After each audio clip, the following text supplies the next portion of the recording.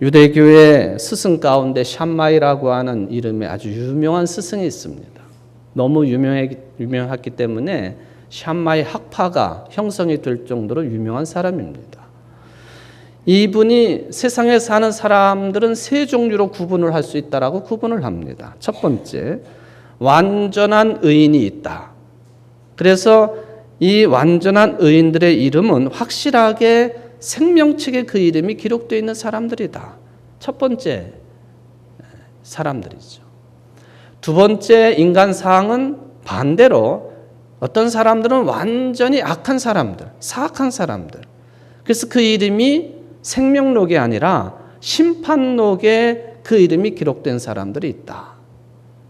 세 번째 부류의 사람들이 있으니 이 사람들은 완전한 의인에 속하지도 못하고 완전한 악인에 속하지도 못하고 어중간한 상태로 놓여 있는 사람들. 그런데 이런 사람들의 숫자가 제일 많다. 이게 샴마이라고 하는 사람이 사람들을 구분해 놓은 기준이 되겠습니다.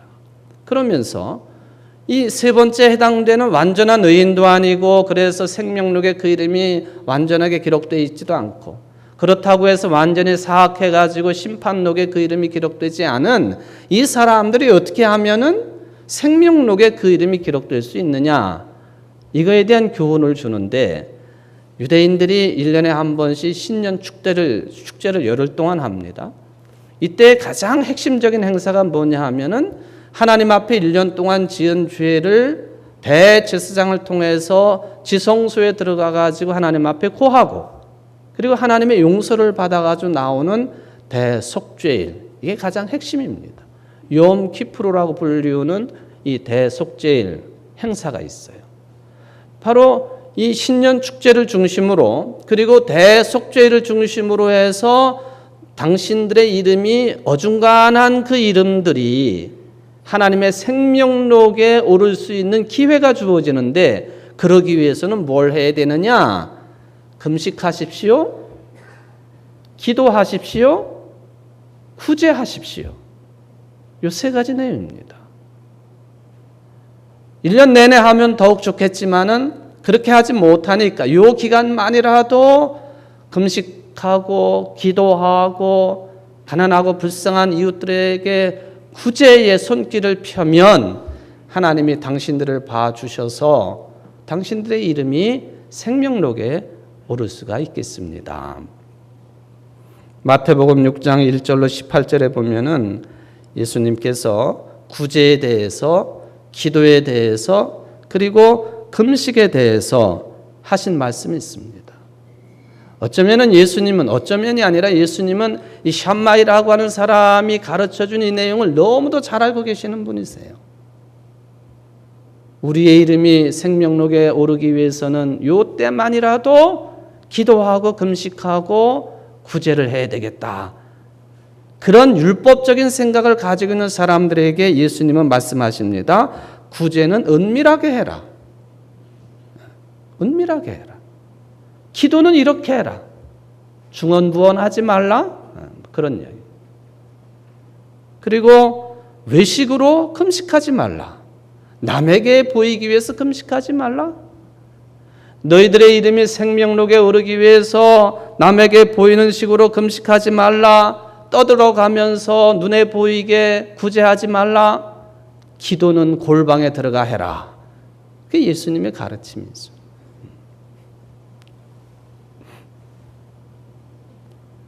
예수님의 이런 말씀을 들어보면은 오늘 사도 요한이 우리에게 주시는 말씀의 의미를 더욱더 확실하게 해석하고 또한 바라볼 수가 있겠습니다.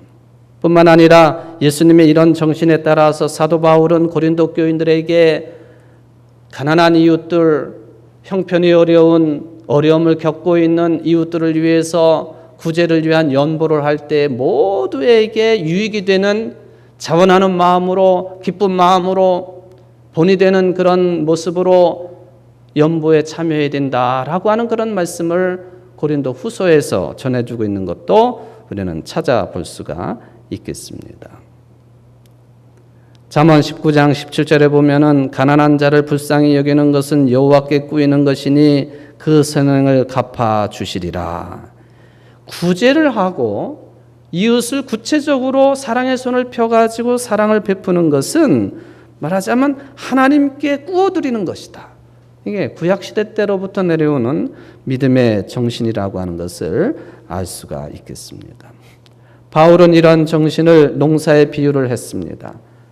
말하자면 많이 심는 자는 많이 거둘 것이고 적게 심는 자는 적게 거둘 것이다. 요즘에 교인들이 11조를 드리고 있습니다마는 11조의 근본 정신은 무엇이었습니까? 당연히 성전을 중심으로 온 정성과 그리고 힘을 다해서 다른 직업을 가지지 아니한 레위인들의 생활을 돕기 위해서 하는 게 11조의 정신의 일부분입니다. 또 하나 11조 정신의 또 중요한 부분은 무엇이냐? 11조를 통해서 세상에서 차별을 받고 가난하게 지내고 있는 고아라든지 나그네라든지 과부라든지 어린이라든지 다른 사람의 사랑의 손길을 통하지 않고서는 도저히 세상을 살아갈 수 없는 그런 이웃들에게 사랑의 손길을 펴기 위해서 구체적으로 모으는 것이 11조였습니다. 그래서 11조는 하나님의 것이기 때문에 11조를 드리지 아니하면 하나님의 것을 훔치는 것이라고 분명하게 구약 성경은 전하고 있습니다. 무슨 교회가 큰 부자가 되기 위해서 11조를 강조하는 것이 아니라 하나님의 교회를 섬겨나가고 그리고 교회 울타리를 넘어서서 가난한 이웃들에게 구제하고 주님의 이름으로 사랑을 베풀기 위해서 하는 것이 11조입니다. 하나님의 것을 하나님께 돌려드리는 것이죠. 아직 11조에 참여하지 아니하는 교인들 11조를 드리되 일부분만 생색내듯이 상징적으로 들으시는 분들 굉장히 참고해야 될 내용입니다.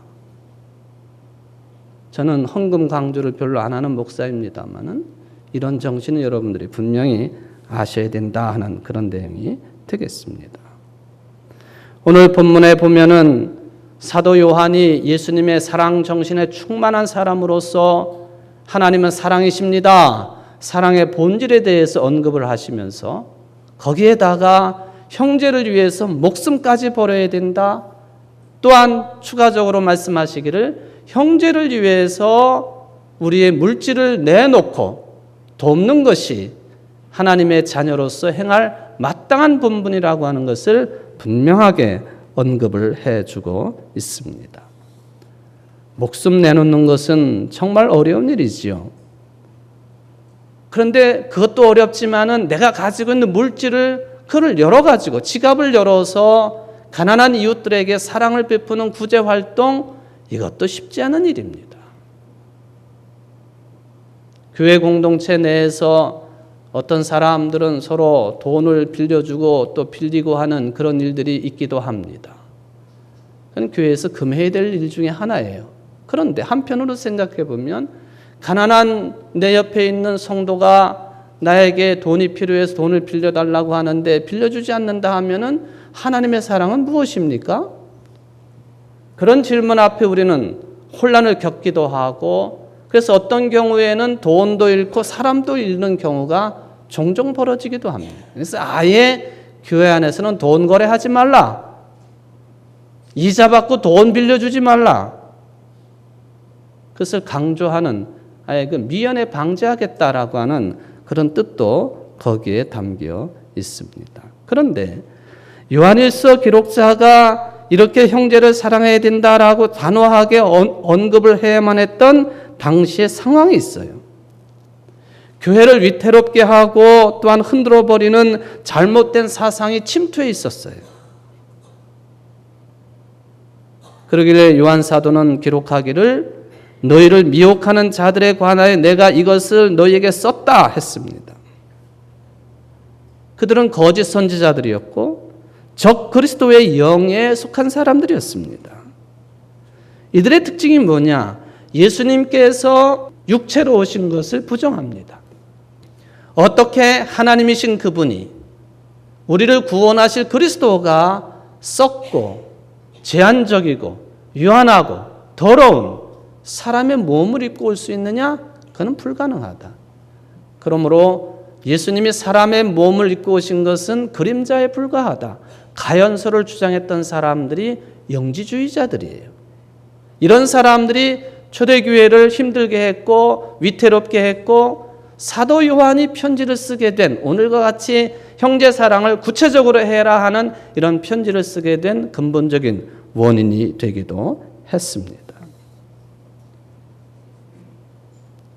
육체를 가지고 살아갈 수밖에 없는 인간, 그리고 인간적인 삶, 세상에서의 생활, 그것도 얼마나 중요한 일이냐 하는 것이죠. 예수님께서 무엇 때문에 이렇게 고난받으시고 목숨까지 버리셨는가? 한 사람의 영혼만을 구하기 위해서 그런 것이 아니라 예수님께서 죽으셨다가 부활의 몸으로 변화되신 것처럼 우리의 육신적인 삶의 구원을 위해서도 고난받으시고 죽으셨는데, 가연서를 주장하고 그림자서를 주장하는 영지주의자들의, 거짓 선지자들의, 적그리스도의 영에 사로잡혀 있는 저들의 주장은 잘못된 것이다. 그러므로 당신들은 좋은 믿음을 가지고 서로 사랑하십시오. 이게 사도 요한이 오늘 강조하고 있는 내용이 되겠습니다. 23절에서 말씀하십니다. 그의 계명은 이것이니 곧 그 아들 예수 그리스도의 이름을 믿고 그가 우리에게 주신 계명대로 서로 사랑할 것이니라. 오늘 저는 이 23절에서 제목을 따왔습니다. 믿고 서로 사랑하라. 형제 사랑을 말씀하시다가 갑작스럽게 하나님의 계명을 언급하는 게 이상해 보이기도 합니다만은 그게 정도입니다. 요한은 기본적으로 하나님의 자녀로 사는 사람들의 특징을 이야기할 때 우리 하나님의 자녀들은 하나님의 계명을 지켜야 된다고 했는데 그 첫 번째 계명의 내용이 뭐냐 하면은 예수 그리스도를 믿는 것이라 했습니다. 그리고 두 번째 내용이 뭐냐? 서로 사랑하는 것이라고 말씀을 하셨습니다. 이 두 내용을 줄여서 말하면 믿음과 사랑입니다. 어떤 사람들은 이 둘을 분리해서 생각하는 사람들이 있습니다. 그것은 사랑에 대한 이해가 잘못되었기 때문에 그런 현상이 벌어지기도 합니다. 솔직히 말하면은 우리 인간들에게는 실존적인 한계가 있어요. 특별히 사랑에 관해서 말할 때 이 한계를 생각하지 않을 수가 없습니다. 뭐냐 하면은 우리가 사랑을 베푼다고 할 때 그 동기가 순수하냐 하는 것입니다. 우리의 사랑의 행위가 순전한 것이냐 하는 것이죠. 또 하나, 우리들은 사랑의 행위를 가지고 있습니다만은 그 결과를 정확하게 예측할 수 없다고 하는 한계도 가지고 있습니다. 요한이 왜 이런 말씀을 했을까? 곰곰이 생각해 보면 하나님만이 사랑이시다. 그거에 대한 강조예요. 우리가 사랑을 한다 하지만 완벽한 온전한 이웃사랑이 우리에게는 불가능한 것입니다. 솔직하게 시인하고 인정해야 될 부분입니다. 바울은 이러한 사랑을 더 근본적인 차원에서 보았습니다.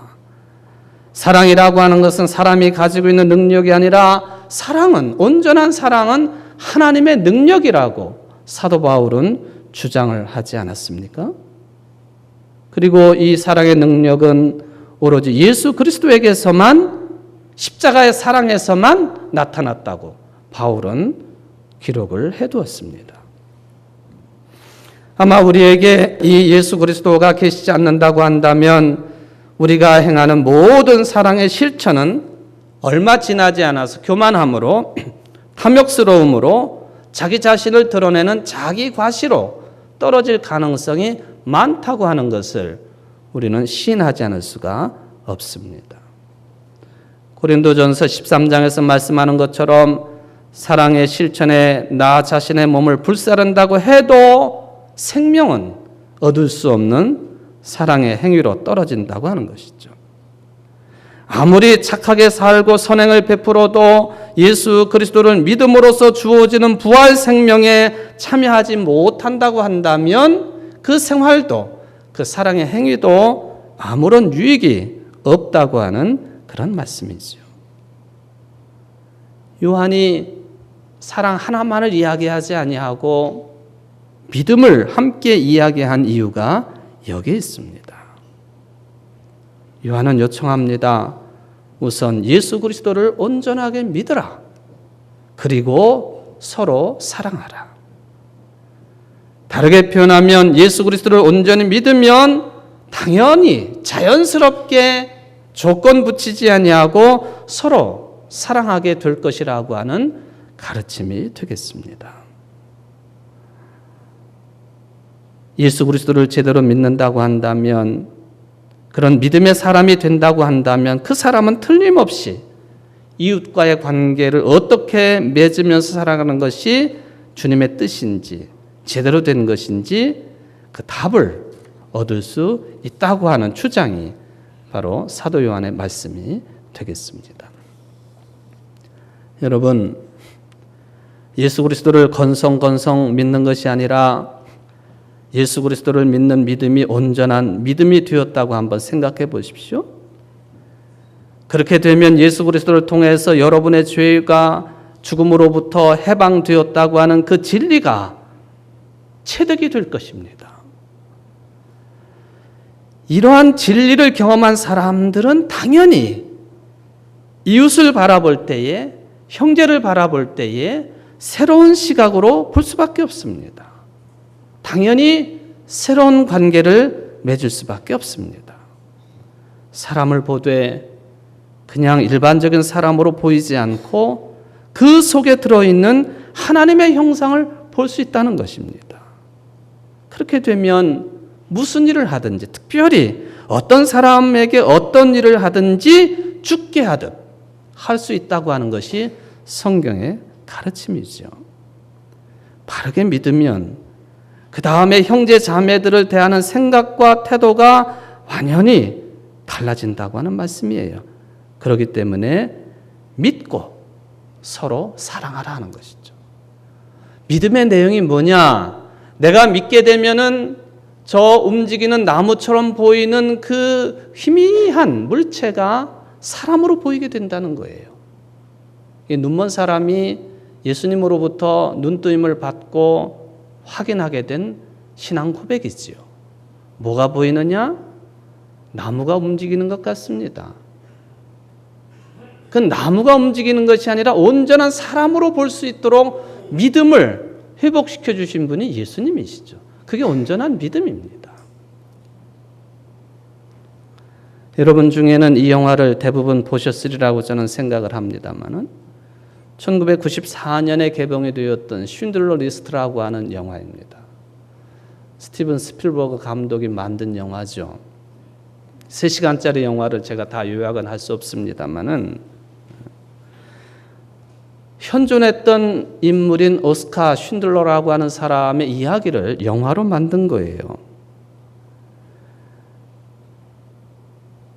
독일인이지만 체코에서 태어난 오스카 쉰들러, 이 사람은 아주 수완이 좋은 사람이었습니다.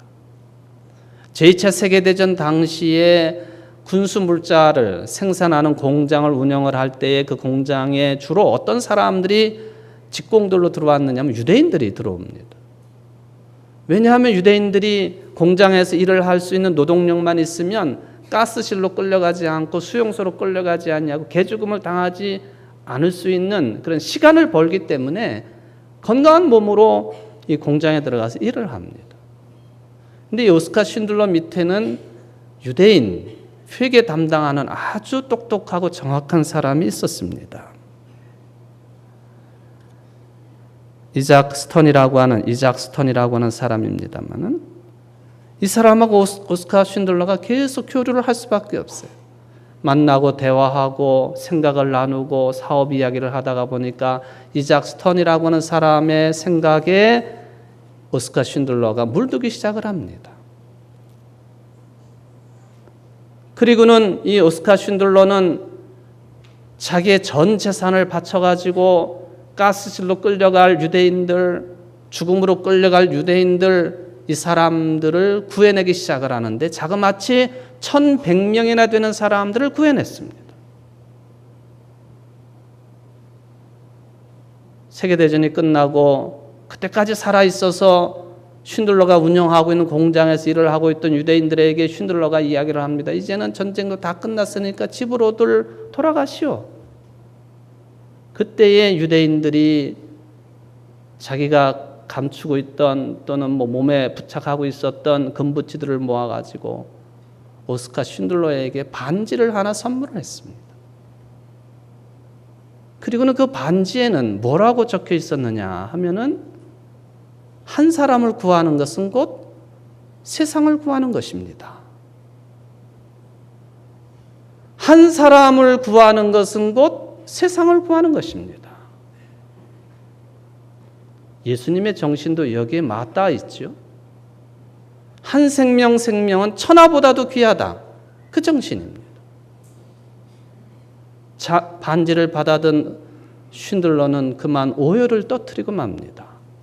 그러면서 이런 대사가 진행이 돼요.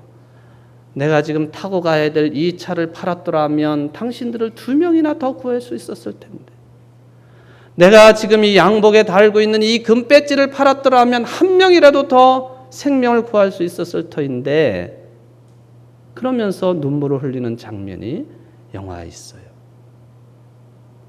영화가 전부 흑백 필름 처리가 되어 있는데 소녀 1명, 빨간 코트를 입은 소녀, 나중에 죽어가지고 술에 실려가는 빨간 코트, 그리고 마지막 장면만 컬러로 나옵니다. 근데 그 컬러 장면에서 수많은 사람들이 웬 무덤에 가가지고는 돌을 하나씩 집어가지고 그 무덤에 올려놓는 장면이 나와요. 근데 이 무덤은 바로 이 오스카 쉰들러의 무덤이었고, 그 무덤에 와서 참배를 하는 사람들 중에는 1100명 생존자들도 있었고 그의 후손들도 찾아와가지고 오스카 쉰들러 무덤에 참배를 합니다. 1100명의 사람들이 이때 94년도에 영화를 만들 때에 4만 명으로 늘어났습니다. 그의 후손들이 늘어난 것이죠. 여러분, 믿음이라는 게 무엇입니까? 오늘 사도 요한은 분명하게 선언을 했습니다. 믿음이라고 하는 것이 뭐냐? 그것은 내가 그동안 아무런 생각 없이 보았던 내 주변의 이웃을 어떤 시각으로 보고 어떤 마음으로 볼 수 있느냐? 그게 믿음입니다. 하나님의 자녀로 보고 하나님의 형상으로 보고 내 사랑이 필요한 사람으로 볼 수 있는 그 믿음, 그 믿음이 형성된 다음에 사랑을 베푸는 것이 온전한 그리스도의 사랑이 될 수 있다는 것을 사도 요한은 교훈을 합니다. 하나님의 교회가 아무리 선행을 베푼다 할지라도 믿음이 온전하지 못하면 그 사랑은 공연불입니다. 여러분, 온전한 믿음의 사람들로 세상 사람들을 한번 바라볼 수 있는 한 주간 되시기를 바랍니다. 사람들이 모두 다가 여러분들의 온전한 믿음으로 하나님의 형상대로 지음받은 한 인간으로, 한 인격체로, 온전한 사람으로 보여질 수 있는 은총의 한 주간 되시기를 바랍니다. 거기에 따라 사랑하시면 그리스도의 사랑이 됩니다. 이 사랑으로 충만한 여러분들 되시기를 주의 이름으로 축원을 드립니다.